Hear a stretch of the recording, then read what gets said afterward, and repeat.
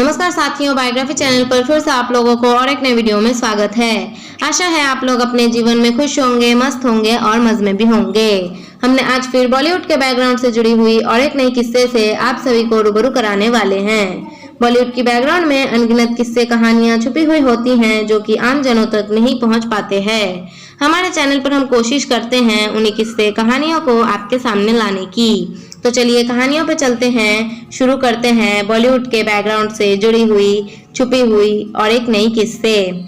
60 साल पहले जापान में शूट हुई पहली हिंदी फिल्म लता रफी ने गाए कालजयी गीत लव इन टोक्यो की दास्तान।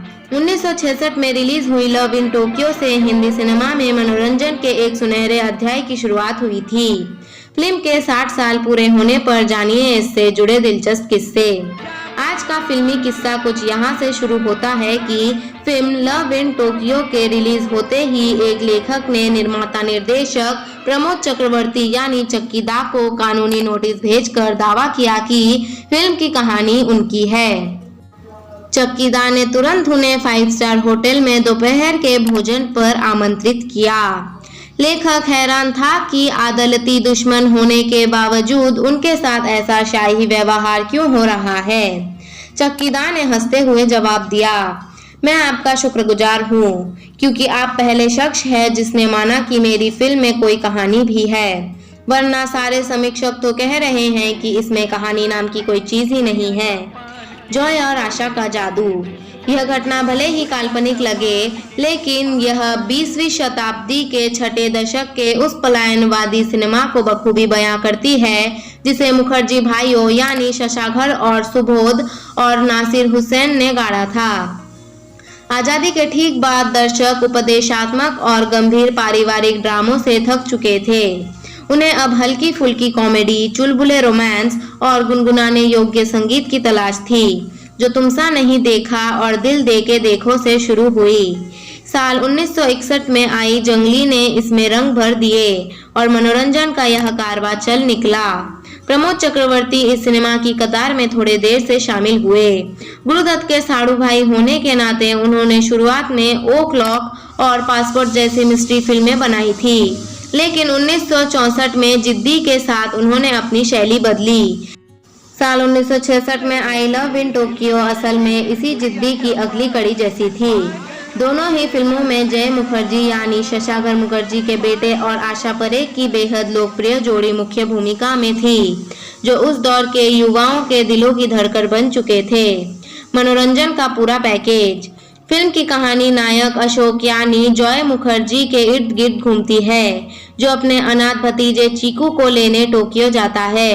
वहां उसकी मुलाकात आशा से होती है, जो जबरन शादी और विलेन प्राण यानी जो हमेशा की तरह दौलत के पीछे थे से बचकर भागी है। भेष बदलने के खेल और गानों के बीच महमूद, शुभा खोटे और धूमल की मशहूर तिड़की ने हास्य का तड़का लगाया। इसमें महमूद और धूमल के दृश्य बाद में अमोल पालेकर और उत्पल दत्त की युवा बुजुर्ग वाली सदाबहार कॉमेडी की याद दिलाते हैं। इस फिल्म के पास एक और तुरुप का इक्का था, विदेशी लोकेशन। राज कपूर की संगम 1964 के बाद यह विदेशी धरती पर शूट होने वाली दूसरी और जापान में फिल्माए जाने वाली पहली हिंदी फिल्म थी। जहां संगम में सिर्फ हनीमून का एक हिस्सा विदेश में था, वहीं चक्की दा ने गुरुदत्त की फिल्मों के दिग्गज कैमरामैन वी.के. मूर्ति की सिनेमेटोग्राफी के जरिए टोक्यो के Hibiya Park, Imperial Palace, Tokyo Tower और हिरोशिमा की हसीन वादियों को गानों में पिरो दिया।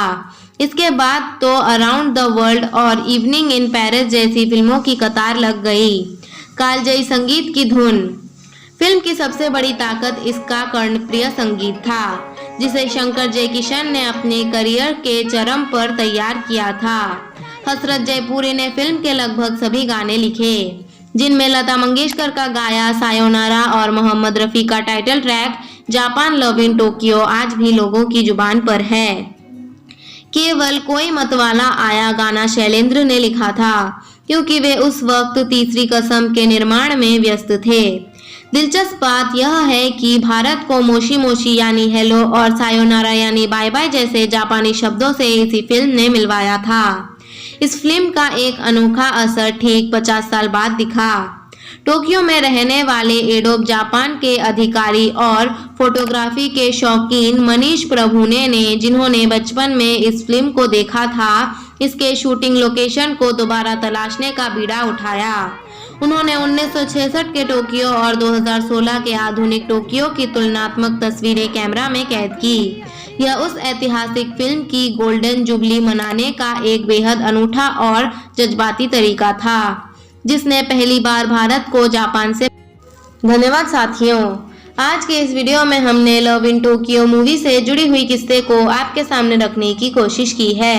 उम्मीद है दोस्तों वीडियो आपको जरूर पसंद आई होगी। वीडियो पसंद आए तो लाइक कर दीजिएगा, चैनल पर नए आए हैं तो प्लीज एक सब्सक्राइब कर दीजिएगा। मिलते हैं नेक्स्ट वीडियो में। धन्यवाद।